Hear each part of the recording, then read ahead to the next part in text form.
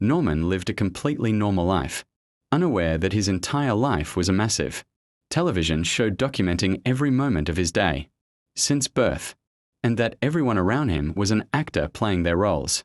One day, while on his way to work, a strange object fell from the sky in front of him, surprising him.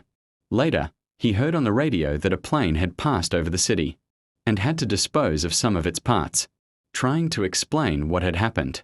On his way, two people suspiciously stopped him on the street, claiming to be looking at an advertisement on the wall. His boss then approached him and asked him to go on an errand to a remote park called Wells. Norman refused, claiming he had a dentist appointment, especially since the place required crossing the sea, a sea he had been terrified of since losing his father in a sea accident during a storm. The boss threatened to fire him, and Norman agreed to go, but he backed out when he saw the sea and fled the scene.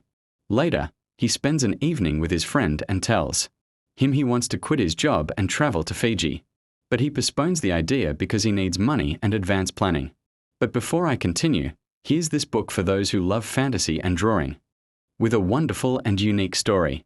Link in bio. Norman sits on the beach, reminiscing about his beautiful moments with his father, until a tragic accident occurs at sea.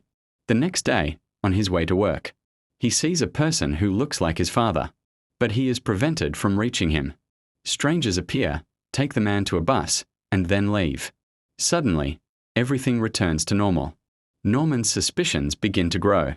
Another day, the radio signals are disrupted, and he hears a voice directing actors based on his exact location and movements, which astonishes him. His perception of his surroundings begins to change, and he begins observing people's behavior and strange reactions. Don't forget to like, comment, and follow.